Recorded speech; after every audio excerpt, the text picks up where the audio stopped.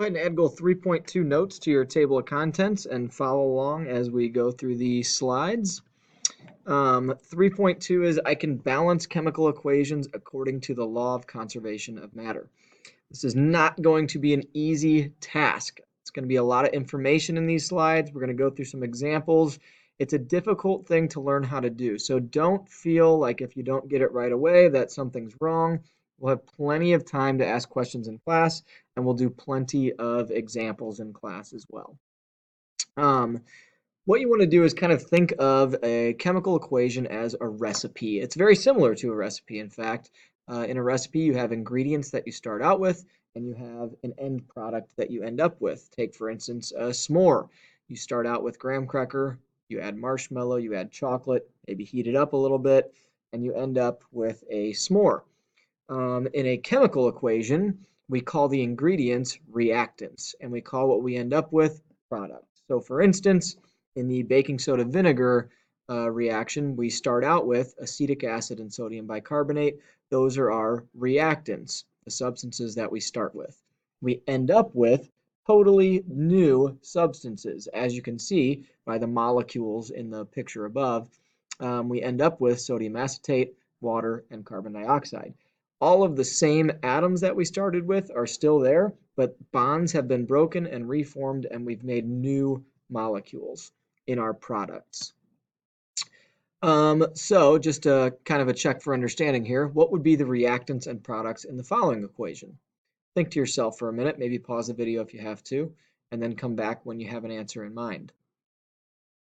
If you answered H2 and O2 as your reactants, that would be correct. And then H2O would be your product in this equation. The reactants are what we start out with, hydrogen gas and oxygen gas. The product is what we end up with, which in this case is just water. All right, now we're to the law of conservation of matter. This is part of the learning goal. You need to know what this is, so I would write this down. Matter cannot be created or destroyed in chemical reactions. That's going to mean something to us when we go to write out chemical equations, and it's the reason that we have to balance the chemical equations that we write. So what it means is there needs to be the same amount of each element in the reactants and products of a chemical equation. In other words, we can't lose atoms and we can't gain atoms when we go from reactants to products. Everything must be accounted for. So let's go ahead and I'll show you guys how to count up the number of atoms in the reactants versus the products. So the first thing that I always like to do is kind of split the equation in half. So right where that arrow is, we're just going to draw a line below it showing the reactant side and the product side. So on the left side of the arrow would be the reactants, on the right side the products. And we're going to list out each element that we have. I see hydrogen, H, and I see oxygen, O. Those are the only two elements. Now we're going to add up how many hydrogens and oxygens we have on each side. Over on the left-hand side in the reactants, we have H2. I don't see any other hydrogen there. That would indicate that we have 2 atoms of hydrogen on that side. Same thing with O2. All we see is O2 there. In the product, we have H2O. And in that chemical formula, it tells us that we have 2 hydrogens. And there's no number after oxygen, so that means there's just 1 oxygen. Here lies our problem with the law of conservation of matter. In the reactant side, we start out with 2 and 2. In the product side, we end up with 2 and 1. We've lost an atom of oxygen. When chemical reactions happen, that can't happen. We can't lose atoms and we can't gain atoms. So for that reason, we're going to learn how to balance a chemical equation. Okay, so in reality, when this happens, when water is made, when water is synthesized with hydrogen gas and oxygen gas, it takes 2 molecules of hydrogen to every 1 molecule of oxygen, and we make 2 molecules of water. And if you notice, this follows the law of conservation of mass. We have 1, 2 oxygen over here. We have 1, 2 oxygen over here. 1, 2, 3, 4 hydrogens. 1, 2, 3, 4 hydrogens. So the same substances are in here as the last equation that you saw, but we've added molecules to balance the equation according to the law of conservation of matter. We're going to go through a couple examples. I'm going to show you how to do this. Oh, and going back to the recipe idea, this makes sense because in a recipe, you don't just take random amounts of ingredients and make a random amount of your whatever you're making. You take very specific amounts. For one s'more, you need 2 graham crackers, 1 marshmallow, 1 chocolate bar. So very similar in chemical equation. This is the example that you just saw, and I'm going to show you how you come to that conclusion of adding in those numbers. Now, first of all, anytime you see a number out in front, so I'm giving you these blanks to add numbers there. Anytime you see a number out in front, that's going to multiply the entire molecule by that number. So for instance, let's just say that I have 6 in front of H2. That's going to multiply H2 by 6. 6 times 2 would mean that we have 12 hydrogens on that side of the equation, just as an example. We don't actually want 12 hydrogens over there, though. Let's go ahead and I'll show you how to balance this, though. Remember, first thing, split it down the middle. Separate the left side from the right side. List all your elements out. And then count them up. 2 hydrogen on the left, 2 oxygen on the left. 2 hydrogen on the right, 1 oxygen on the right. Now, what we can do is add numbers into those blanks to multiply the number of molecules that we have on either side of the equation. What we can't do is change the subscripts that are in the actual molecule itself. Those have to stay. We can't add any, we can't take any away.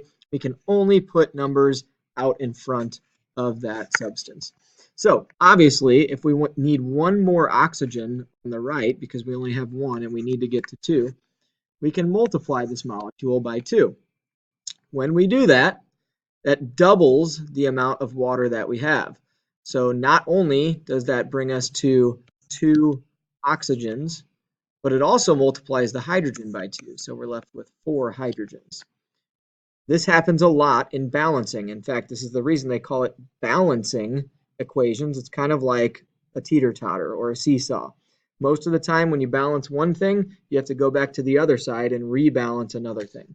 And in this case, we have to go back to the left because now we've only got 2 hydrogens over here and 4 over here in our product. Now that seems like an easy fix. If we just put a 2 here, multiplying our hydrogens by 2, then we end up with 4 hydrogens and oxygen stays the same. That's how we balance this equation. I'm going to do one more example for you that you haven't seen yet, so follow along in your notes while we do this. We have aluminum plus oxygen makes aluminum oxide. First step is to split this equation in half, separate your reactants from your products. List out each element that you see. I see aluminum here. I see oxygen. They're going to be the same on both sides, aluminum and oxygen. Now we count them up. How many aluminums do I have in my products? Well, there's no number, so that indicates that there's 1. How many oxygens? 2. In my product side, how many aluminums? 2. How many oxygens? 3. We're going to have to balance both of these elements right off the bat. Now, a good place to start would be whatever's easiest. So on the left-hand side, I need to get to 2 aluminums, and I have 1. Aluminum is isolated over here. He's by himself, so that's an easy fix. I can just multiply him by 2. That gives me 2 aluminums, and it does not change oxygen at all. Now, oxygen on the left-hand side, I need more of as well. If we look at the left side and the right side, we've got 2 oxygens on the left, 3 oxygens on the right. If I multiply O2 by 2, that brings me to 4 oxygens. That's still not balanced. So I'm going to try going to the next number. Instead of 2, mistake there. Instead of 2, let's try going to 3. We'll put 3 oxygens there. Now we're multiplying our 2 by 3. That gives us 6. Go back to the right. This should be an easy fix. If I multiply aluminum oxide by 2, that now gives me 6 oxygens because I've multiplied 3 by 2. That also, though, changes the amount of aluminum, because over here we have aluminum oxide. They're together. So every time we multiply this molecule, we have to multiply both elements. So now I'm left with 4 aluminums. Go back to the left side. This is where the teeter-totter comes into play. We need 4 aluminums on the left side. So let's say instead of having just 2 aluminum atoms, we put a 4 there. That would give us 4 aluminums. Now everything is balanced. Like I said, this is a difficult thing to learn. If you're totally lost right now, that's okay. We're going to do plenty of problems in class. You'll have plenty of time to ask questions and to master this skill.